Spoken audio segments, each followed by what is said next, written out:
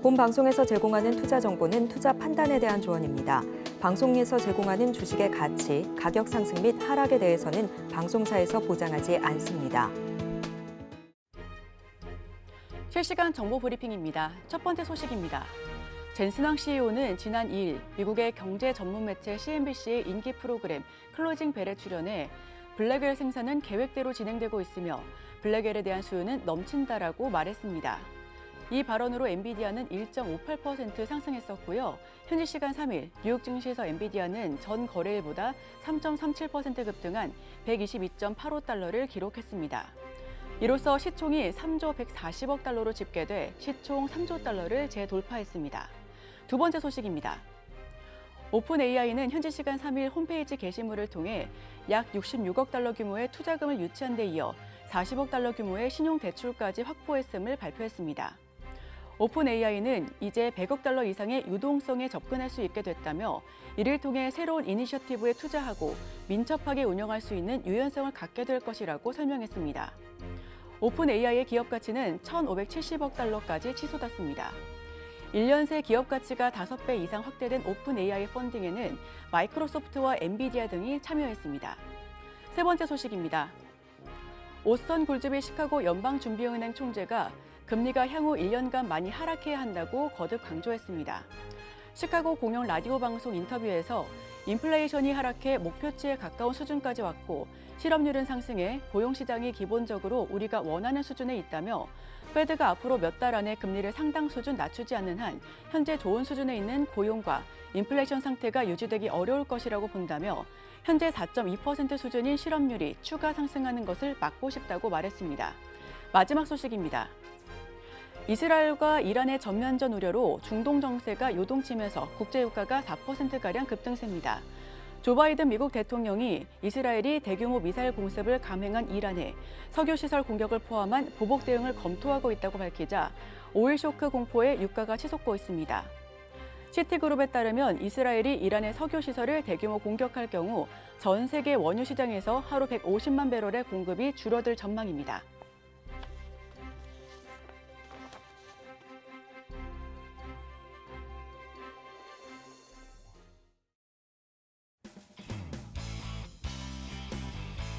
여러분의 성공 투자를 응원합니다. 안녕하세요. 증시7 진행의 이소연입니다. 간만 미증시 3대 지수는 일제히 하락하며 장을 마무리 지었습니다. 우선 중동 긴장으로 유가가 5% 넘게 올라서 인플레이션을 자극한 게 지수를 하방 압력을 부추긴 것으로 보여지고요. 항만 파업과 엇갈린 고용 지표 역시 지수의 하방을 추가적으로 더 약세 흐름을 이어가게끔 연출했습니다. 더 자세한 소식은 이어지는 외신 브리핑 통해서 전달드리도록 하겠습니다. 금요일의 증시7 지금 바로 출발합니다.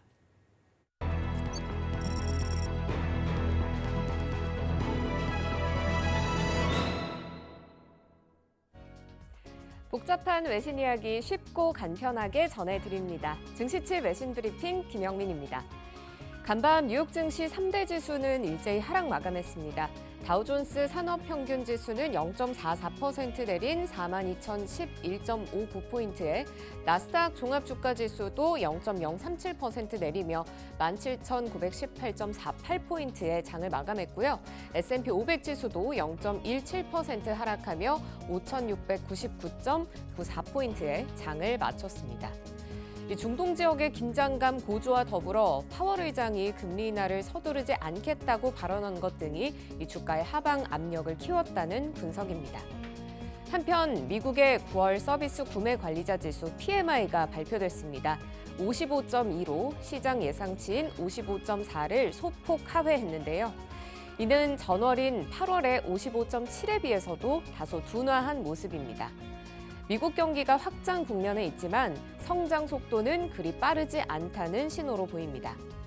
ISM의 9월 비제조업 구매자 지수는 54.9로 8월의 51.5에 비해서도 또 시장의 예상치에 비해서도 큰 폭 상승했습니다. 비제조업 부문의 견고한 확장세를 나타낸 건데요. 한편 중동 지역의 긴장감이 갈수록 높아지며 국제유가는 상승세를 이어가고 있습니다. 국제유가는 이번 주에만 7%가량 급등했는데요. 이스라엘이 이란의 석유 시설을 직접 타격할 수 있다는 관측이 나오는 가운데 조 바이든 미국 대통령도 우린 그것을 논의 중이라고 말해 유가가 더욱 출렁였습니다. 일각에선 이스라엘이 석유시설 공격을 감행할 경우 유가가 배럴당 $200 안팎까지 치솟을 수 있다는 전망이 나옵니다. 종목별로 살펴보면 엔비디아의 상승세가 두드러집니다. 장중 4% 이상 상승하기도 한 엔비디아는 3.37% 상승한 $122.85의 장을 마쳤는데요. 젠슨 황 CEO가 차세대 AI 칩인 블랙웰의 수요가 폭발적이라고 발언한 게 주가에 상당 부분 영향을 미친 것으로 보입니다. 반면 테슬라는 3.36% 급락하며 $240.66의 장을 마쳤습니다. 3분기 인도량 시장의 예상치에 미치지 못했고 또 사이버 트럭의 리콜 소식까지 들려오며 주가의 하방 압력을 키운 것으로 보입니다. 그럼 이어서 자세한 소식들 전해드리겠습니다. 미국의 실업수당 청구 건수가 시장의 예상치를 상회했습니다. 미 노동부는 현지 시간 3일 지난주 신규 실업수당 청구 건수가 22만 5천 건으로 직전주보다 6천 건 증가했다고 밝혔는데요. 이는 월가의 예상치 22만 건을 웃도는 수치이기도 합니다. 외신들은 전주에 비해 청구 건수가 소폭 증가하긴 했지만 여전히 낮은 수준이라고 평가했습니다. 또 단기 변동성을 제거한 4주 이동평균 실업수당 청구 건수는 22만 4,250건으로 6월 초 이후 최저치로 떨어지며 노동시장이 여전히 견조하다는 평가를 뒷받침했는데요.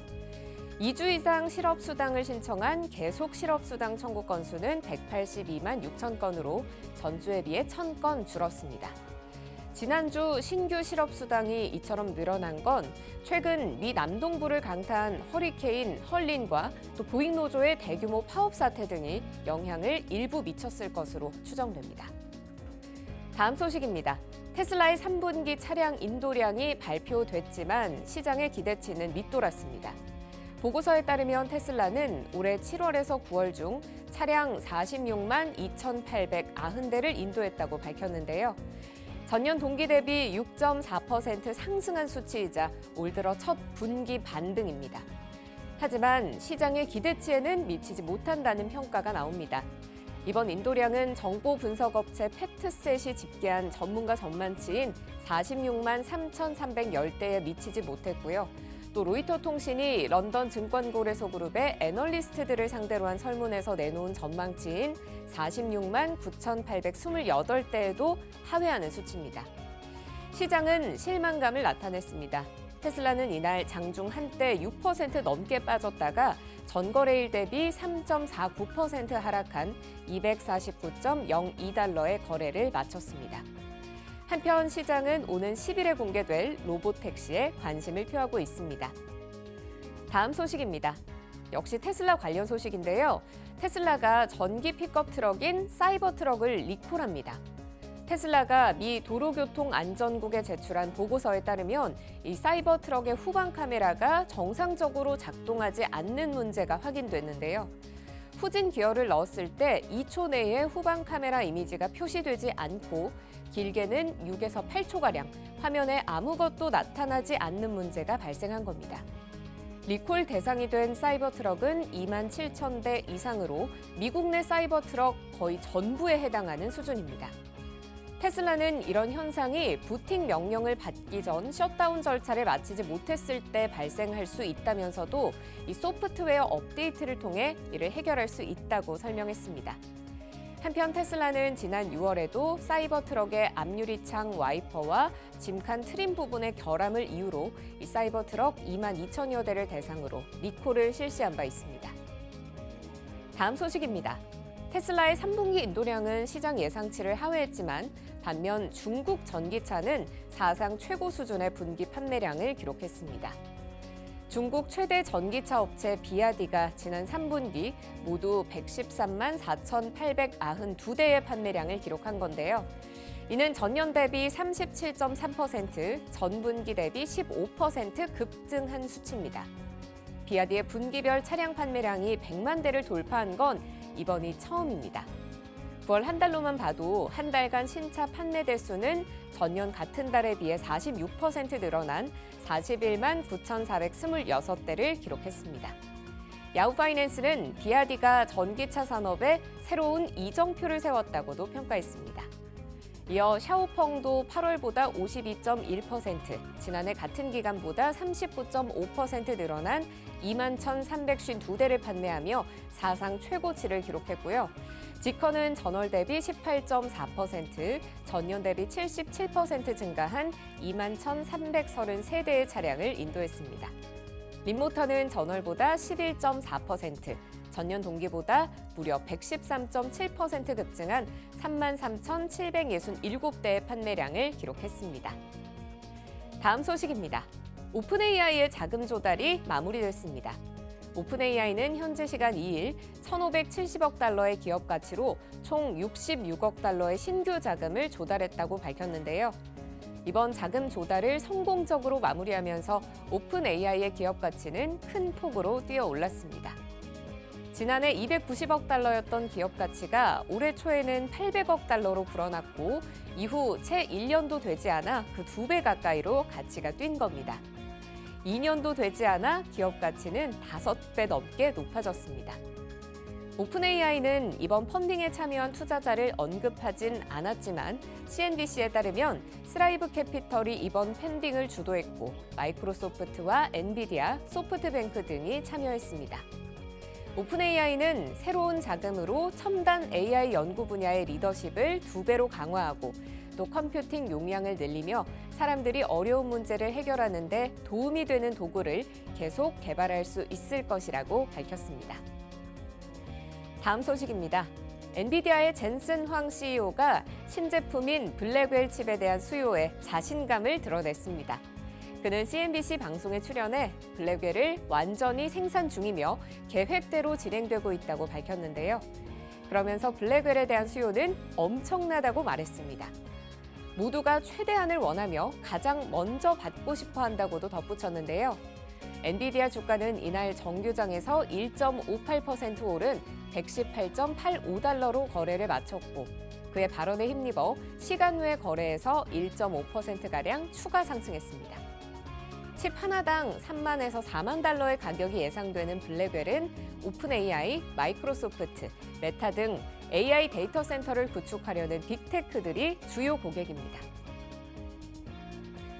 다음 소식입니다. 아마존이 연말 쇼핑 시즌을 대비해 운송과 창고 부문에서 작년과 같은 수준인 25만 명의 근로자를 채용할 계획이라고 밝혔습니다. 아마존 측은 25만 명이 회사 운영을 성장 발전시키는 데 적합한 숫자라고 생각한다고 밝혔는데요.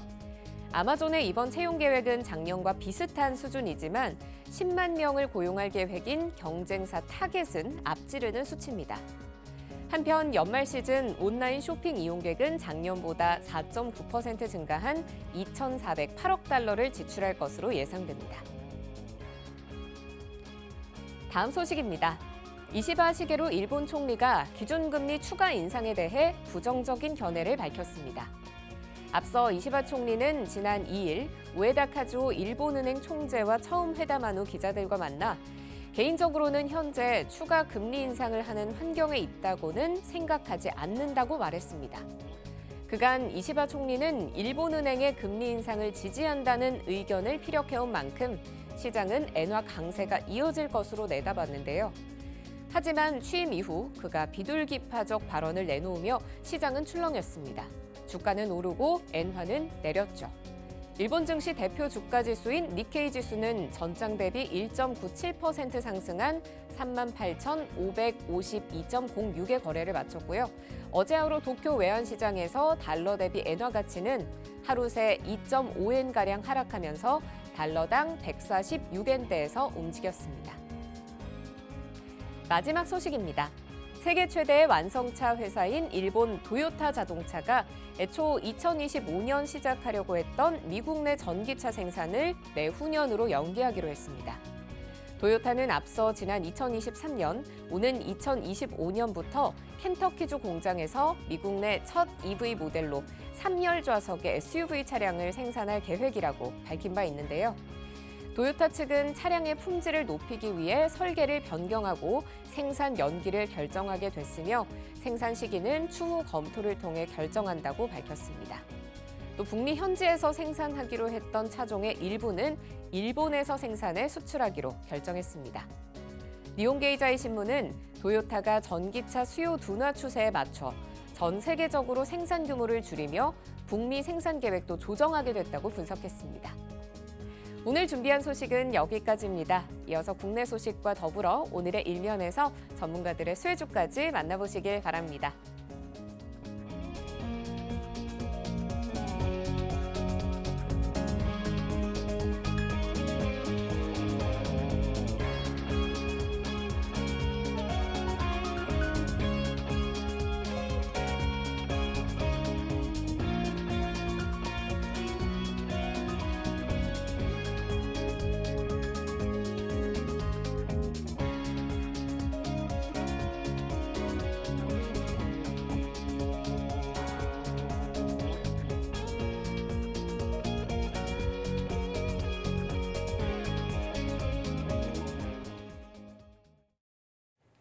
네, 서울경제TV 증시 7 조간 브리핑 시간입니다. 서울경제신문에서 발행한 이슈 전해드리는데요. 첫 번째 소식부터 하나하나 짚어보겠습니다. 화면 살펴보시죠. MBK 공개 매수 종료일부터 개시, 영풍은 또 중지, 가처분 신청. 첫 번째 소식 전해드립니다. 고려아연과 최윤범 고려아연 회장이 경영권을 방어하기 위해 3조 1,000억 원을 투입하기로 하면서 영풍과 MBK 파트너스 측과 벌이는 지분 확보 경쟁이 최고조로 달하고 있습니다. 고려아연의 반격은 투트랙 전략을 사용하고 있고요. 우선 첫 번째, 역대 최대인 2조 6,634억 원에 이르는 자사주 공개 매수를 펼칠 것으로 보여집니다. 글로벌 상업펀드 베인캐피털과 손을 잡고 4,300억 원 규모의 대양 공개 매수를 펼칠 예정이고요. 마지막으로 회사채를 통해 1조 원을 조달, 그리고 하나와 SC증권 등 금융기관으로부터는 1조 7천억 원을 차입할 것을 예상하고 있습니다. 서울 남부지방법원은 영풍 측이 지난달 13일 제기한 고려아연의 자사주 매입 금지 가처분 사건을 이날 오전 모두 기각한 바 있습니다.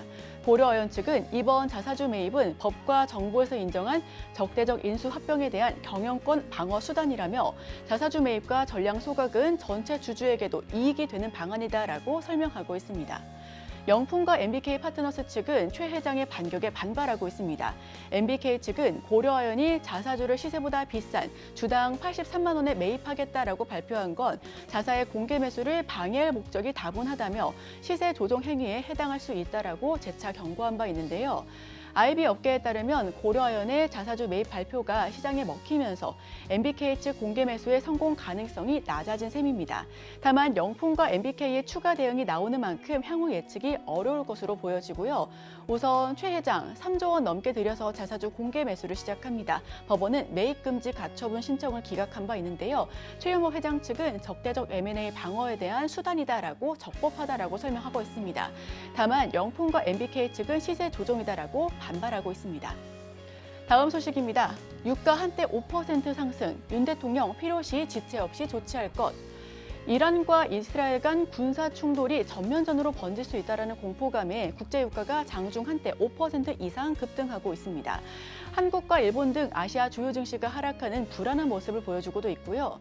윤 대통령은 중동 지역의 안전은 국제유가와 직결돼 있고 우리의 에너지 수급과 공급망에도 큰 영향을 주고 있다며 불안정한 중동 정세가 우리 경제와 물류에 미칠 영향도 다각적으로 분석해서 선제적으로 필요한 조치를 해야 한다라고 강조하고 있습니다.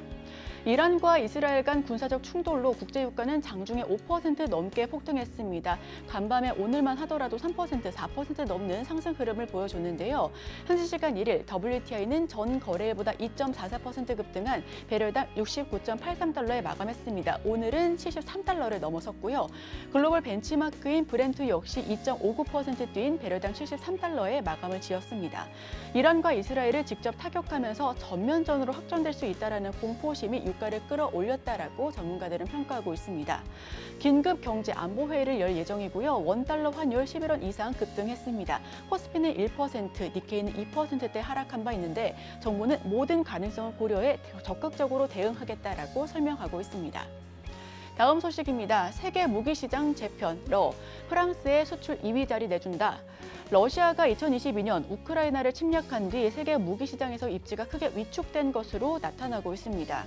한때 미국과 전 세계 무기 수출 규모 1, 2위를 다퉜던 러시아는 수출 여력이 크게 줄면서 프랑스의 2위 자리를 내줬고 여기에 더해 한국과 이탈리아도 러시아 대체국으로 급부상하고 있는 건데요.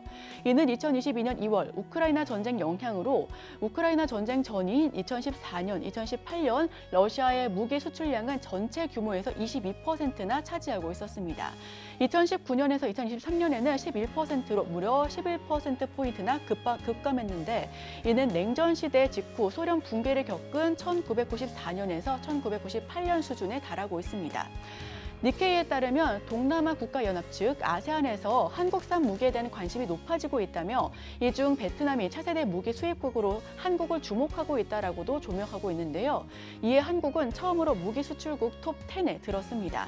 이 밖에 이탈리아도 미국, 독일과 함께 중동의 주요 무기 공급국으로 떠오르고 있고요.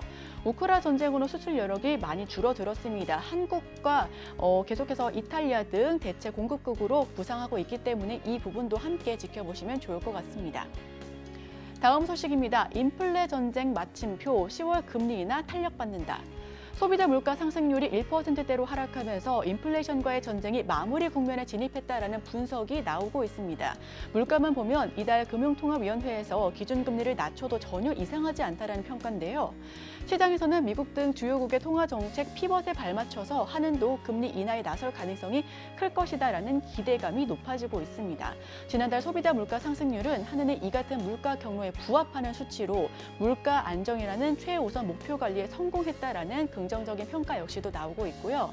단 물가 안정세가 이어진 반면 경제 성장률은 상반기보다 둔화하는 추세가 뚜렷합니다. 1분기 국내 총생산 GDP 성장률이 1.3%의 깜짝 성장을 기록한 것과 달리 2분기에는 마이너스 0.2%의 역성장을 나타낸 게 바로 우려사항인데요. 2분기 성장세 둔화로 OECD는 한국의 올해 성장률 전망치를 2.5%로 하향 조정했습니다. 경제 성장률 제고를 위해 투자 촉진과 내수 회복 등이 필요한 만큼 통화 정책의 피벗이 수반되어야 한다는 주장이 최근 힘을 얻고 있는 게 바로 이 때문이고요. 한은이 이달 금융통화위원회를 앞두고 최종적으로 진단할 요인은 가계부채 증대와 부동산 시장 불안입니다. 가계부채와 부동산 시장 상승 둔화가 추세적 움직임이 될지는 아직까지는 확신하기 어려운 상황 역시도 한은의 좀 어려운 상황을 뒷받침하고 있는데요. 물가 3년 반 만에 1%대를 상승으로 그쳤고요. 근원 물가도 2%로 상승폭을 좀 줄였습니다. 한은 안팎에서는 목표치에 수렴했다라고 보여지고 있는데 다만 성장률 둔화 속에 가계부채가 꺾이는 것은 계속해서 살펴봐야 되는 문제다라고 떠오르고 있습니다. 다음 소식입니다. 일본 금리 정상화 제동에도 시장에선 내년까지 엔화 강세 지속한다. 새롭게 출범한 이시바 시게루 정부가 완화적 통화 정책을 유지하겠다라는 입장을 제사 밝히면서 일본의 금리 인상 기조에 제동이 걸리는 것 아니냐라는 관측이 제기되고 있습니다. 전문가들은 일본은행이 이미 금리 정상화에 시동을 건 만큼 향후 완만한 긴축 기조가 이어질 가능성이 높다라고 평가하고 있는데요.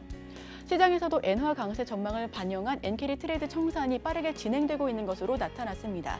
최근 일본은행의 통화정책 변화로 시장의 변동성이 컸던 만큼 새 정부가 완화적 기조에 정점을 찍겠다라는 의지를 드러낸 것으로 풀이가 되고 있고요. 일본은행은 7월 기준금리를 0.25%로 인상한 후 지난달에는 동결했습니다. 일본은행은 올해 10월과 12월 두 차례 통화정책 회의를 남겨두고 있고요. 블룸버그는 일본 정부와 중앙은행의 완화적 입장에도 전문가들은 거의 만장일치로 내년까지 엔화 강세가 지속될 것으로 전망하고 있습니다. 일본 T&D 자산운용은 일본의 30년 만기의 국채금리가 2.5%를 넘으면 자금이 즉 일본으로 돌아오는 수준이 될 것이다라고 짚고 있는데요. 이 같은 추세는 일본에서 엔화를 빌려 해외 자산을 사들이는 대규모 엔캐리 트레이드 청산의 흐름으로 이어질 가능성도 높습니다. 이 BOJ 같은 경우에는 금리 인상 신중론이 우세합니다. 올해 일본 국채 매일 14년 만에 최대치고요. 엔캐리 트레이드 청산이 빨라졌다라는 신호가 감지되고 있습니다. 네, 오늘 제가 준비한 소식은 여기까지입니다. 계속해서 오늘의 일면을 통해 전문가와 수혜주까지 찾아보도록 하겠습니다. 저희와 끝까지 함께 하시죠.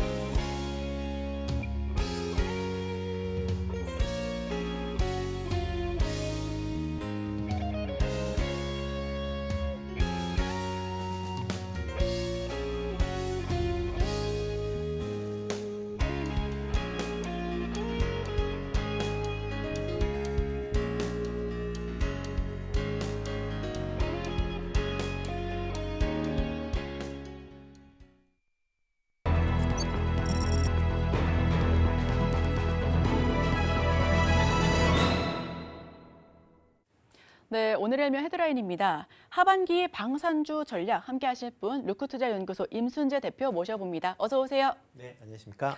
네, 최근 방산주 국내뿐만 아니라 글로벌 증시 전반적으로 흐름이 굉장히 좋습니다. 이스라엘과 이란 충돌에 국내 방산주가 반사 이익을 얻고도 있고요. 추가적으로 유가도 치솟고 있는 이 상황에서 글로벌 방산주 흐름부터 짚어보겠습니다. 네, 뭐 최근에 이제 그러니까 우크라이나 러시아 전쟁 이후에 이제 지정학적 리스크가 상당히 좀 크게 작용이 되고 있는 그런 상황입니다. 여기에 이제 최근에 중동 지역의 분쟁까지 좀 확대가 되면서 전반적으로 이제 글로벌 방산 기업들의 주가가 강한 좀 탄력성을 받고 있다라고 보시면 될 것 같습니다. 특히 최근 들어 이제 이런 이제 지정학적 리스크로 인해서 각국의 국방비가 증가하면서 방산 기업들의 실적도 계속 좀 개선되고 있는 그런 모습이다라고 보시면 될 것 같고요. 주요 글로벌 방산 기업들의 그 매출 성장세가 보통 뭐 작으면 2%, 많으면 이제 10% 중반대에 그런 이제 매출 성장세를 이어가고 있다라고 보시면 될 것 같습니다. 이에 따라서 이런 방산 기업들의 그런 주가도 향후에 각국의 국방비들이 증가할 것이다라는 기대감이 같이 맞물리면서 주가가 큰 폭으로 상승을 하고 있는 그런 모습을 보이고 있는데요. 특히 이제 일부 종목 같은 올해 이제 S&P 500 같은 경우는 이제 상승률이 한 33% 되는데 일부 종목 같은 경우는 이런 S&P의 올해 상승률을 이상으로 움직이는 그런 모습을 보이고 있다라고 보시면 될 것 같습니다. 뭐 대표적인 그 기업이 이제 로키드 마틴이다라고 보시면 되는데요. 뭐 글로벌 1위의 방산 기업이다라고 보시면 되겠습니다. 로키드 마틴의 주가를 보신다라고 하게 되면 이게 2022년부터의 주가인데요. 계속 상승을 보이다가 특히 작년에 하마스가 이제 이스라엘을 공격한 이후에 주가가 좀 더 탄력적인 그런 모습을 좀 보이고 있는 그런 상황입니다. 작년 매출액 기준은 646억. 달러를 넘어설 만큼 세계 최대다라고 보시면 될 것 같고요. 지금 올해 이제 주가 상승률은 33%입니다. 그러니까 S&P 500과 비슷한 그런 이제 주가 상승률을 보였다라고 보시면 될 것 같고요. 뭐 지금 예상 PER도 22배로 수준이다라고 보시면 될 것 같습니다. 그리고 다음 보실 건 이제 RTX라는 그런 회사입니다. 세계 방산 기업 중에선 글로벌 매출 순위로 2위를 차지하고 있는 그런 기업이다라고 보시면 될 것 같고요. 연초 대비 상승률을 본다라고 하게 되면 47.4%. 그러니까 뭐 상당히 높은 그런 주가 상승률을 기록을 하고 있다라고 보시면 될 것 같습니다. 그 다음에 이제 노드롭 그루먼사라고 이제 뭐 글로벌 방산 이제 4위를 하고 있는 그런 기업이다라고 보시면 될 것 같은데요. 뭐 상대적으로 이제 노드롭 그루먼 같은 경우는 이제 비행기이기 때문에 매출 성장세의 그 증가 폭은 좀 상대적으로 적을 것이다라는 그런 생각을 하고 있고요. 그러다 보니까 주가 상승률도 한 15%에 머물러 있는 그런 상황입니다. 그다음에 이제 비행기를 만들고 있는 이제 제너럴 다이나믹 같은 경우도 글로벌 방산 업체 5위 정도 수준이다라고 보시면 될 것 같고요. 뭐 2023년 중순 이후에 계속 꾸준히 지금 주가가 상승을 하고 있는 그런 상황이다라고 보시면 될 것 같습니다. 이런 이제 미국 업체 말고 이제 유럽에 있는 업체들의 주가들도 비교적 좋은 그런 흐름을 보이고 있는데요. 대표적으로 이제 영국의 BAE 시스템 같은 경우에는 주가가 꾸준히 상승을 하고 있는 그런 모습을 보이고 있습니다. 뭐 글로벌 방산 순위는 이제 7위 정도 되는 그런 업체인데요.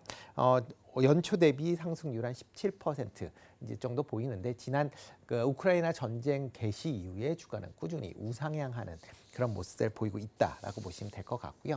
그리고 EU 내에서 이제 가장 큰 방산 업체로 불리는 레오나르도 같은 경우도 올해 주가 상승률이 24% 정도를 기록을 하고 있습니다.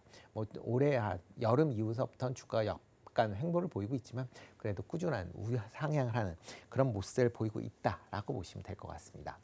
이와 더불어 이제 해외 업체뿐만 아니라 국내 업체들의 주가 상승률도 꾸준히 이루어지고 있는 그런 상황이다라고 보시면 되는데요.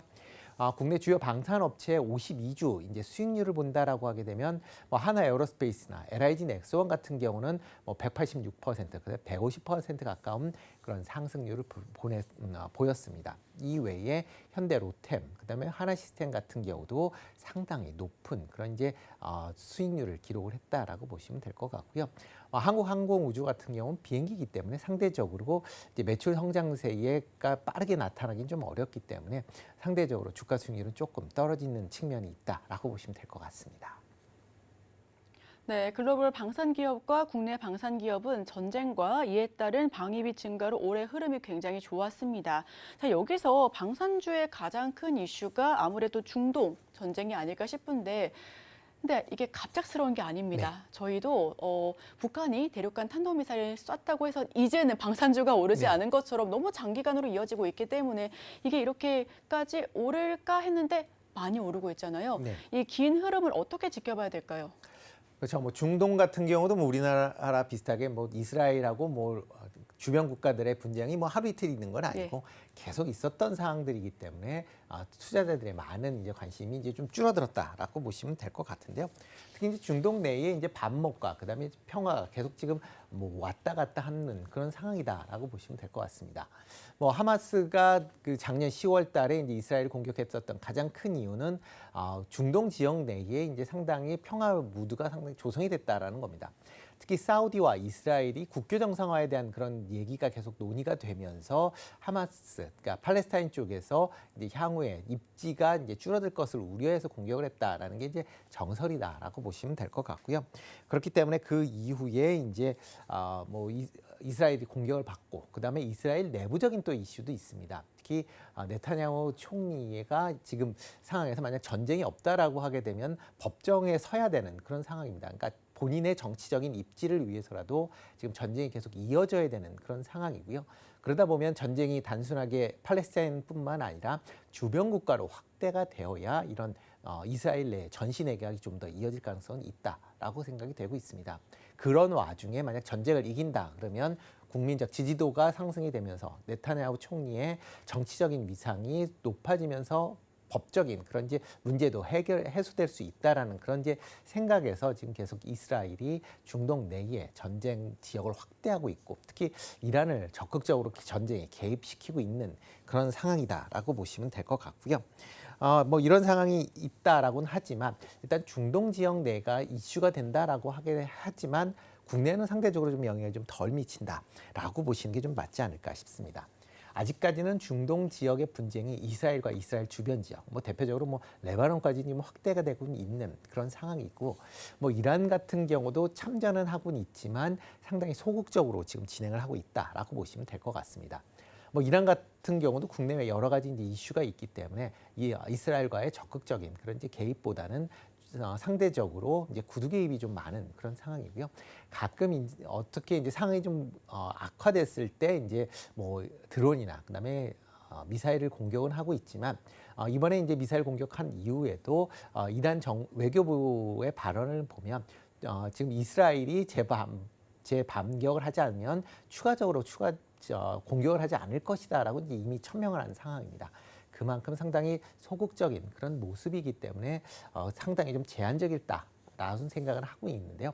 다만 이런 이제 제한적인 상황에서도 전쟁이 전면전으로 만약 번진다라고 하게 되면 양상은 지금과 좀 달라질 가능성은 충분히 있습니다. 지금 일부 보도에서 나왔듯이 이스라엘이 이란의 뭐 핵 시설이나 아니면 정유 시설을 공격을 한다라고 하게 되면 이란의 보복이 좀 더 확대가 될 가능성은 있고요. 그러다 보면 국제 유가가 상당히 뭐 크게 요동칠 가능성은 있습니다. 특히 최근에 안정되고 있는 글로벌 인플레이션이 만약 국제 유가가 재상승을 한다라고 하게 되면 다시 불안해질 가능성은 있기 때문에 그런 점을 감안한다라고 하게 되면 과연 그런 부분 같은 게 그렇게 이제 확전이 되면 영향을 받겠지만 확전이 되지 않고 단기성으로 끝난다라고 하게 되면 국내 영향은 상당히 좀 제한적일 것이다. 또 특히 이제 국내 방산 관련된 기업들 입장에서 본다라고 해도 대부분 이제 이스라엘 같은 경우는 자체 무기를 생산하거나 아니면 미국산 무기를 사용을 하고 있고요. 뭐 친이란계 국가 같은 경우에는 대부분 러시아나 중국 무기를 사용하고 있기 때문에 우리나라의 방산 기업들과의 영향성은 그렇게 크지 않다라고 보시는 게 맞지 않나 싶습니다. 네, 미국 대선 역시 국내 방산주의 큰 키워드 중 하나가 아닐까 싶습니다. 사실 두 후보 모두 당선된다고 하더라도 방산주에는 굉장히 좋은 흐름을 이어갈 것이다라고 언급은 하고 있지만 트럼프 같은 경우엔 더 강력한 종전 선언을 이야기하고 있기 때문에 방산주 쪽에서는 우려감이 있을 수도 있거든요. 여기에 대해서는 어떤 시선으로 보실까요? 일단 어느 후보가 되든 방산 관련된 종목은 이제 긍정적으로 보는 게 더 맞지 나쁘지 않을 않을까. 것으로 보입니다. 라고 생각을 하고 있습니다. 특히 이제 미국이 세계 경찰 역할을 계속 지속하는 한 국방비는 계속 증가할 수밖에 없는 그런 상황이고요. 미국이 국방비를 증가한다라고 하게 되면 뭐 글로벌 전체적으로 증가가 한세가 좀 가파르게 일어날 가능성은 충분히 있다라고 보시면 될 것 같습니다. 특히 이제 우크라이나 중동으로 인해서 이제 지정학적 리스크가 상당히 커져 있는 상황이고 각국의 국방비가 증가하고 있는 상황이기 때문에 특히 이제 이런 국방비가 증가한다라고 하게 되면 또 신규 무기 구입에 상당 부분의 자금을 사용하고 있는 그런 모습입니다.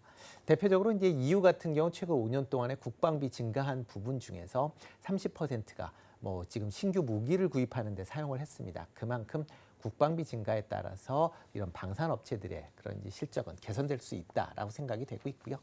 뭐 우크라이나의 종전에 관련돼서 뭐 얘기가 많이 나오고 있지만 상당히 종전하기까지 어려울 가능성은 충분히 있다라고 생각을 하고 있습니다. 대표적으로 이제 종전 얘기를 하면서 가장 많이 나오는 게 이제 한국전이 이제 휴전됐었을 때를 이제 얘기들을 많이 하고 있는데요. 한국 전쟁에서 휴전 협상이 시작이 돼서 최종적으로 휴전 협상에 사인할 때까지 2년 정도의 시간이 걸렸습니다. 근데 우크라이나는 아직 휴전 협상 시작도 하지 않았고 그리고 과연 이제 지금 우크라이나가 뺏긴 땅을 어떻게 처리할 것이냐라는 부분이 아직 남아있기 때문에 그런 부분이 쉽게 해결되지 않을 가능성은 상당히 있다라고 보여지고요. 만약 트럼프가 대통령이 돼서 종전을 한다라고 하게 되면 서유럽 지역 내에서는 이런 이제 러시아의 리스크가 상당히 부분 좀 줄어들 가능성은 있습니다. 그렇지만 동유럽 지역 국가들 같은 경우는 여전히 이런 러시아에 대한 그런 이제 적대적인 감이 좀 더 지금보다 커질 가능성은 있고요. 특히 국내 방산업체의 주요 수요처인 동유럽 지역에서의 이런 리스크가 계속 증가한다라고 하게 되면 국내 방산 무기의 수입을 좀 더 확대할 가능성은 있다라는 측면에서 일단 뭐 우크라이나가 종전이 돼도 국내 방산업체들의 동유럽산 이제 수출은 계속 좀 이어질 가능성이 있다라고 생각을 하고 있습니다. 네, 수출하니까 수주 실적 이야기를 안 할 수가 없습니다. 국내 방산주 외부적인 이슈를 제외하고서라도 지속적인 수주 흐름이 굉장히 좋았기 때문에 연말까지 실적 탄탄할 것이다라는 기대감이 너무 많은데요. 방산주 지켜봐야 될 관전 포인트 수주 외에 어떤 것들이 있을까요? 네, 뭐 가장 큰 게 이제 수주다라고 보시면 될 것 같고요. 기존에 이제 수주량이 원체 많기 때문에 계속 방산업체의 실적들이 좋아지고 있는 그런 상황입니다. 이뿐만 아니라 이제 동유럽 이제 중동 이런 지역 내에서 계속 이제 한국산 무기에 대한 그런 이제 수요가 있기 때문에 그런 점을 감안하시면 좋을 것 같고요. 이와 더불어 이제 같이 보셔야 될 게 지금 뭐 지상 쪽으로만 많이 생각을 하고 있는데 해군 쪽도 같이 좀 보셔야 되지 않을까 싶습니다. 대표적으로 이제 미 해군의 이제 MRO 시장이 일부 개방이 되면 해외 업체로 개방이 되면서 국내 업체들의 이런 수혜가 기대가 되고 있는 그런 상황입니다. 특히 국내 업체 같은 경우는 하나오션이나 아니면 HD 현대중공업 같은 경우는 미국과의 이제 MRO 관련된 그런 이제 협약들을 이제 체결하고 있는 그런 상황이고요. 대표적으로 이제 하나오션 같은 경우는 미국 군수 지원함에 대해서 MRO 계약을 실질적으로 체결을 했습니다. 그렇기 때문에 향후에 미국 해군의 MRO 시장 확대에 따른 그런 이제 수혜가 예상이 되고 있고요. H현대중공업 같은 경우도 지금 아직까지는 계약은 체결되어 있지 않지만 향후 계약 체결에 대한 가능성이 상당히 높기 때문에 그런 점을 감안한다라고 하게 되면 이런 이제 국내 조선사 같은 경우도 같이 관심을 갖고 보셔도 되지 않을까 싶습니다. 네, 이제는 기대감만으로는 선택받지 못하죠. 성적이 잘 뒷받침되어야 되는 종목들, 섹터들이 선택을 받을 수 있을 것 같은데 3분기 실적 시즌이 이제 막 진입되고 있는 만큼 실적이 기반으로 된 방산주 굉장히 많은 분들의 관심이 모아지고 있는 상황입니다. 방산주 내에서도 하반기 조금 더 지켜보면 좋을 종목 어떤 종목이 있을까요? 네, 전체적으로 이제 방산주에 대한 관심을 가지시는데 지금 방산주들이 실적이 좋은 거는 대형 방산주 중심으로 실적이 좋다라고 보시면 될 것 같습니다. 뭐 지금 뭐 화면에 잠깐 보시다시피 지금 3분기 이제 방산 기업들의 실적 전망치가 나오고 있는데요. 지금 보면 아직 추정치이기 때문에 뭐 확정되어 봐야 알겠지만 매출이나 그다음에 영업이익 모두 큰 폭으로 증가할 것이다라고 예상들을 하고 있는 그런 상황입니다. 특히 이제 이런 이제 대형 방산 기업들의 실적이 좋은 건 수출 중심이었다라고 보시면 될 것 같고요. 이런 수출이 계속 이루어진다라고 하게 되면 방산주들의 실적은 내년까지도 개선세가 이어질 가능성은 충분히 있기 때문에 이런 대형 방산주 중심으로 관심을 가지시면 좋을 것 같고요. 특히 이제 대형 방산주 중에 관심을 가지실 뭐 종목을 본다라고 하게 되면 현대 로템 좀 관심 있게 보시면 어떨까 싶습니다. 뭐 대표적인 뭐 국내 이제 지상 방산, 특히 이제 K2 전차를 이제 생산하는 업체다라고 보시면 되는데요. 이런 K2 생산이 이제 폴란드발 이제 2차분에 대한 수주 계약이 뭐 조만간 임박했다라고 지금 얘기들이 나오고 있고요. 특히 루마니아나 그다음에 인접 국가인 슬로바키아에서 노후 전차를 이제 교체를 하기 위한 그런 이제 차종 선정이 진행이 되고 있습니다. 폴란드 수출을 기반으로 국내 현대 로템이 상당 부분 수주 가능성이 좀 높아진 상황이기 때문에 그런 점을 같이 주목해 보시면 좋을 것 같고요. 이와 더불어 이제 현대 로템 같은 경우는 기본적으로 또 철도에 대한 부분도 있습니다. 뭐 철도 수주도 계속 좀 최근 들어 이루어지고 있는 상황이기 때문에 뭐 철도, 방산 두 개의 축이 전부 실적이 좋아진다라고 하게 되면 기업 실적 측면에서 추가적인 상승 여력은 아직 좀 남아 있다라고 생각이 되고 있고요. 이와 더불어 이제 중동 지역에 최근에 이제 천공 수출이 논의되고 있는 LIG 넥스원 같은 경우도 여전히 좀 관심 있게 좀 보시면 어떨까 싶습니다. 특히 이제 미국의 RDP 체결로 인해서 국내 유도 무기인 이제 비공해 미국 수출 가능성에 대한 부분도 얘기가 나오고 있고요. 특히 이제 고스트 로보틱스와의 그 방산 시너지에 대한 그러니까 방산 로봇에 대한 시너지 기대감도 같이 남아 있기 때문에 그런 점을 본다라고 하게 되면 LIG 넥스원도 같이 좀 관심 있게 보시면 어떨까 싶습니다. 네, 대형 방산주 위주로 살펴보면 좋겠다라는 의견과 함께 현대 로템, LIG 넥스원 살펴봤습니다. 금요일 오늘의 일면 임순재 대표와 함께했습니다. 오늘 말씀 고맙습니다. 네, 고맙습니다.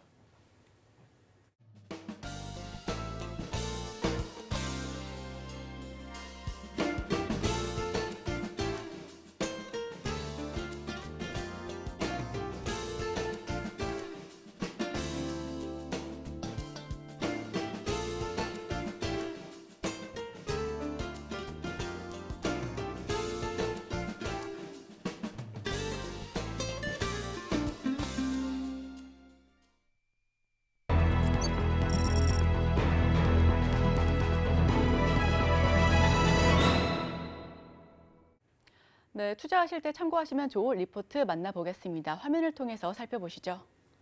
정유화, 낮은 와 지역 천연가스 가격으로 인한 퍼미안 석유 생산 영향, 한화투자증권의 리포트입니다. 우선 국제유가는 이란과 이스라엘 공격에 따른 4% 넘는 상승률을 기록하고 있고요. 석유시설 타격에 대한 우려감으로 급등세를 기록하고 있습니다. WTI 국제유가와 브렌트 그리고 두바이유 모두 상승 흐름을 보여주고 있는데 특히나 WTI는 오늘만 해도 4% 넘게 오르면서 73달러를 지나치고 있습니다. 자, 정유 쪽부터 먼저 지켜보겠습니다. 국제유가는 중동의 지정학적 불안정 확대와 중국 대규모 부양 정책에 대한 기대에도 불구하고 오펙 플러스의 공급 증가 예상으로 한 주간 보합세를 기록했습니다. 정제 마진은 역내 정기 보수 및 재고 비축 영향 등으로 경유 위주로 상승세를 보여왔는데요. 우선 9월 23일부터 27일 있었던 주요 뉴스부터 짚어보겠습니다. 사우디 12월 예정대로 감산 규모를 축소할 전망입니다. 결국 미국에 밀려서 12월부터 원유 증산 점유율을 지키기로 결정을 한 건데요. 파이낸셜 타임즈에 따르면 사우디는 오는 12월부터 생산량을 늘려 유가 경쟁에 뛰어들 채비를 하고 있습니다. 사우디는 재정 적자를 면하기 위해 배럴당 100불의 유가가 필요하지만 미국의 생산량 증가로 점유율마저 뺏길 위험에 처하자 이 같은 결정을 내린 것으로 추정하고 있습니다. 리비아의 경우에는 신규 중앙은행장 선임에 합의하면서 생산과 수출 활동 정상화를 예정하고 있는데요. 한 달간 지속된 리비아의 원유 생산 차질이 신규 중앙은행장 선임의 주 경쟁 정파가 합의함에 따라서 재개될 것을 전망하고 있습니다. 8월 26일 이후 리비아의 원유 생산량은 일일 75만 배럴이 축소되었으며 주요 수출 터미널도 모두가 폐쇄가 됐었는데요. 이번 합의로 리비아 최대 유전인 샤라라를 비롯한 다른 유전들의 불가항력 선언도 해제될 것으로 보여집니다. 러시아의 경우에는 향후 3년간 석유, 가스 판매 수입 축소를 예상하고 있습니다. 러시아 정부의 3년 예산 초안에 따르면 에너지 가격 하락과 가즈프롬에 대한 관대한 세금 제도로 인해 향후 3년간 석유, 가스 관련 수입이 감소할 것이다라는 전망이 우세한데요. 또한 향후 3년간 원유 수출가는 배럴당 70불 이하로 하락할 전망입니다. 허리케인으로 걸프 연안 약 25% 원유 생산 차질을 겪고 있습니다. 허리케인 헬렌 때문에 미국 멕시코만 원유 생산량의 25%와 천연가스 생산량의 20%가 폐쇄를 하고 있는데요. 다만 네덜란드 셀과 영국 BP 등은 생산을 재개하고 있습니다. 미국 원유 생산량 하반기에 더욱 가파르게 증가할 것으로 보여집니다. 우선 미국 에너지정보청에 따르면 8월 미국의 원유 생산량은 1,339만 배럴이지만 이는 연말까지 1,347만 배럴까지 더욱더 증가할 것으로 보여지고 있고요. 마테올은 파이프라인 증설로 인해서 셰일 업체들의 가스 처리 비용에 대한 부담이 줄어들 것으로 기대하고 있기 때문입니다. 즉, 하반기 유가는 중국의 수입량 감소와 더불어 미국의 가파른 증산으로 하방 압력이 더 커질 것으로 예상을 우선은 하고 있습니다. 자, 화학 쪽으로 들어가 보겠습니다. 납사, 즉 나프타 가격은 소폭 상승한 가운데 아로마틱스를 제외한 대부분의 화학 제품 가격은 보합세를 한 주간 유지했었습니다. 이에 스프레드 하락, 특히 아로마틱스 제품은 드라이빙 시즌 종료 및 다운스트림 수요 부진에 따라 마진 하락세를 계속해서 지속하고 있는데요. 이번에도 주요 뉴스 살펴보시면 중국 경기 둔화에 대응해 재정 지출을 결정했습니다. 중국 정치국에 따르면 둔화 경기에 대응해 필요 재정 지출을 확보할 것이다라고 결정을 내린 바 있는데요. 중국 공산당 중앙정치국은 9월 26일 경기 둔화에 대응해 필요한 재정 지출을 확보하기로 결정했습니다. 특히 부동산 시장 안정을 위해 상업주택 재고를 해소하고 공급 제한을 시행할 것을 제시했는데요. 2조 위안 규모의 특별 국채를 발행한 바 있습니다. 미국은 중국 건설 경기 반등을 보여주고 있는데 우선 미국 연준이 기준금리를 0.5%포인트 하락함에 따라서 건설 경기가 회복 조짐을 보여주고 있습니다.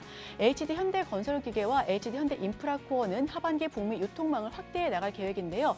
다만 마지막 거래일에서 HD현대건설기계 그리고 HD현대인프라코어는 각각 1.52%, 2.93% 마이너스를 기록하면서 장을 마무리 지었습니다. 추가적으로 여수 석유화학 산업단지 국내 CCUS 활성화를 계획하고 있다는 부분도 체크포인트로 짚어보겠습니다. 국내 첫 CCUS 상용화 전초기지인데요. 한국석유공사를 비롯한 국내 주요 대기업들은 국내, 호주, 말레이시아의 CCUS 사업에 참여하고 있습니다. 또한 우리나라 정부는 동해 가스전을 활용해 CCS 실증 사업에 대한 예비 타당성 조사를 실시한 바 있고요. 국발 공급 과잉에 석유화학 업황 회복은 여전히 불투명합니다. 우선 2021년에서 2023년까지 연평균 1,000만 톤의 캐파 증가가 이어지고 있으며 이는 폴리에틸렌도 역시 마찬가지인 수준이고요. 프로틸렌과 폴리프로필렌은 중국 PDH 설비 증설이 2024년까지 이어질 것으로 예상하고 있습니다. 즉 석유화학 업계는 중국발 공급 과잉에 시름을 앓고 있는데 업황 회복은 아직까지는 불투명한 상황입니다. 9월에는 중국 정부가 이례적으로 경제 사안을 논의하고 재정 지출을 강조하고 나섰습니다. 일반적으로 경제에 대한 논의는 4월과 7월 그리고 연말에 이루어지곤 했는데요. 이번에는 분기 중인 9월에 선제 대응했다라는 점에서 중국 정부도 현재 부진을 인식하고 있고 이를 적극적으로 해결하고자 하는 의지가 굉장히 강하다라고 보고 있습니다. 또한 필요한 재정 지출을 보장해야 된다라는 언급은 공공예산 지출 증가 규모를 기존 목표인 플러스 4%에 부합하도록 하겠다라는 것으로 예상하는데 즉 향후 추경에 대한 가능성도 충분하다라는 평가가 이어지고 있고요. 국제유가가 계속해서 급등세를 기록하고 있습니다. 이란과 이스라엘에 대한 대규모 보복 공격을 감행하면서 국제유가가 상승 흐름을 보여주고 있는데 당초 이달 말 종료되는 유류세 인하 조치도 연장될 가능성이 높아졌다라는 분석이 이어지고 있습니다. 일각에서는 법인 세수 감소로 2년 연속 세수 펑크가 확실시된 상황에서 12번째 유류세 인하 연장이 현실화하면 교통과 에너지, 환경 세입이 줄어들면서 재정 부담이 늘어날 수 있다는 우려 역시도 나오고 있습니다. 네, 마지막으로 짚어보시면요. 기재부 유류세 인하 정책을 두고 고민이 굉장히 깊다라는 부분입니다. 기재부는 이달 말 종료되는 유류세 인하 정책을 두고 고민이 굉장히 깊어질 전망인데요. 지난달 소비자 물가 상승률이 석유류 하락세 등에 힘입어서 1%대를 회복하면서 43개월 만에 최저 상승폭을 기록한 만큼 이달 말 유류세 인하가 굉장히 유력한 상황으로 떠오르고 있습니다. 정부는 유류세 인하가 고유가 시대에 국민들의 부담을 경감시키는 효과가 있지만 세수 부족으로 인해 국정을 운영하는 데는 어려움이 발생할 수 있다며 10월 말 종료를 앞둔 유류세 인하 정책을 두고 국제 유가가 올라 정부의 고민이 깊어질 것이다라고 추가적으로 언급한 바 있습니다. 네, 제가 준비한 소식은 여기까지입니다. 오늘 증시 7의 내용 화면을 통해서 핵심 요약 정리해 보도록 하겠습니다.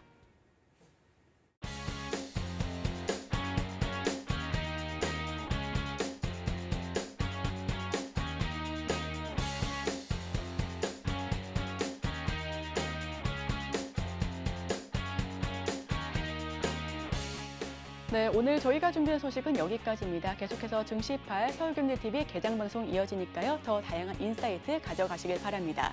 오늘 제가 준비한 소식은 여기까지입니다. 저는 다음 주 월요일 이 시간에 또 찾아오도록 하겠습니다. 함께해 주신 여러분 오늘도 고맙습니다.